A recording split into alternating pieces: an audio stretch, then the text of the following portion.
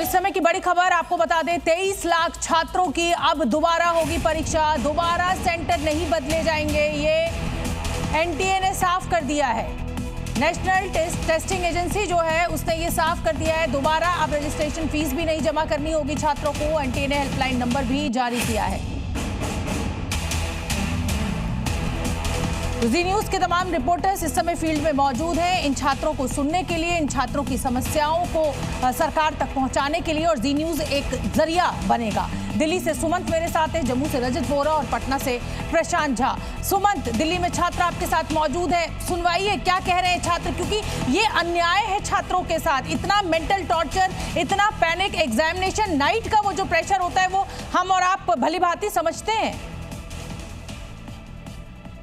देखिए शोभना, इस वक्त मैं एनटीए के ऑफिस के ठीक बाहर मौजूद हूँ। एनटीए यानी नेशनल टेस्टिंग एजेंसी, जो नीट का एग्जाम कंडक्ट कराती है, दिल्ली के ओखला में ऑफिस है। और इस वक्त ये जो पूरी गहमा गहमी देख रहे हैं, ये एनटीए ऑफिस के बाहर का है। एनएसयूआई के कुछ कार्यकर्ता यहाँ पहुंचे थे, उन्होंने एक बार फिर यहाँ पे विरोध प्रदर्शन किया, नारेबाजी की, केंद्रीय शिक्षा मंत्री धर्मेंद्र प्रधान के इस्तीफे की मांग की। और अब से थोड़ी देर पहले बड़ी तादाद में यहाँ दिल्ली पुलिस के जो जवान थे वो तैनात थे, और सभी जो प्रदर्शनकारी छात्र थे उनको यहाँ से डिटेन कर ले जाया जा चुका है। लेकिन बावजूद इसके आप देख सकते हैं कि अभी भी ये मेन एंट्रेंस है जहां से आप एनटीए दफ्तर में एंटर करती हैं, वहां पे अभी भी पुलिस का पहरा यहां पे है, यानी कोई भी व्यक्ति यहां से अंदर ना जाए। जिस तरीके से नीट का पेपर लीक हुआ उसके बाद एनटीए सवालों के घेरे में है।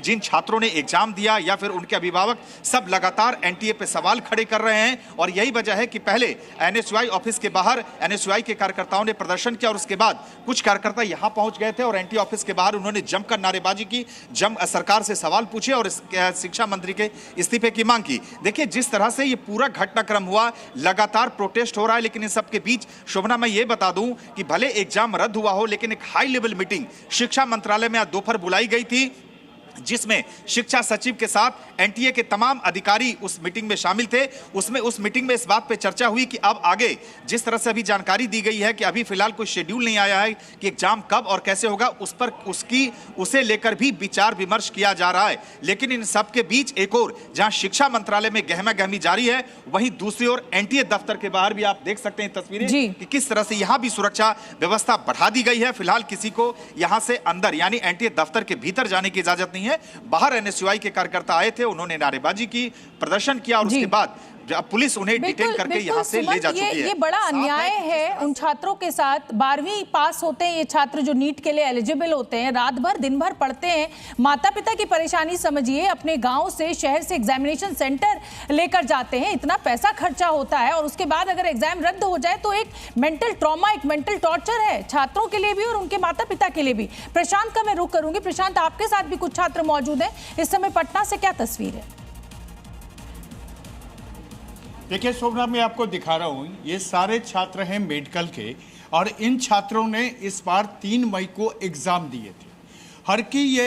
हर का ये सपना था कि इस बार ये 650 से ज़्यादा का स्कोर लेके आएंगे और फिर अपने माँ बाप का वो सपना डॉक्टर बनने का ये पूरा करेंगे। लेकिन इन बच्चों के चेहरे पर जो मायूसी है, इसको आप देख लीजिए।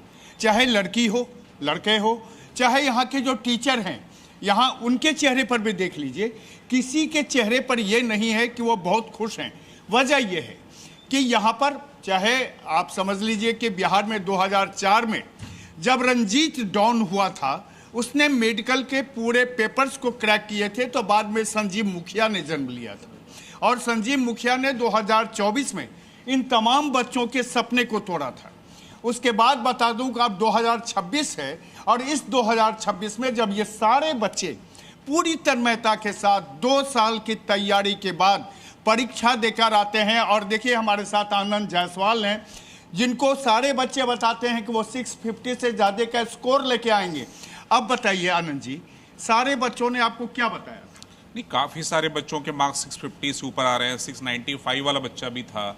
अब उनका मैसेज आ रहा है, कॉल आ रहा है कि सर अब क्या करें, हमारा एग्जाम दोबारा हो रहा है। क्या बच्चे दोबारा परीक्षा देने के लिए तैयार होते हैं? उनका उसी तरह परीक्षा होता है? देखिए होता क्या है, 695 इसका मार्क्स आ गया, वो बच्चे एक सेलिब्रेशन मूड में चले जाते हैं, घर वाले भी सेलिब्रेट कर लेते हैं।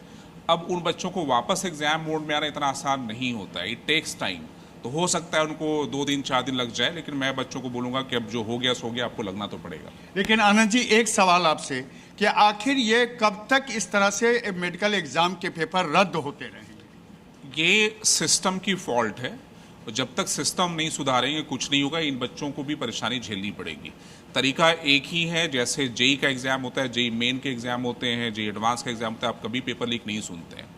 तो उसका कारण सबसे बड़ा ये है कि वो एग्जाम सीबीटी मोड में होता है, कंप्यूटर बेस्ड टेस्ट होता है। यानी आप कह रहे हैं कि सीबीटी मोड में हो। लेकिन शोभना, मैं कुछ बच्चों से भी बात करता हूं यहाँ पर।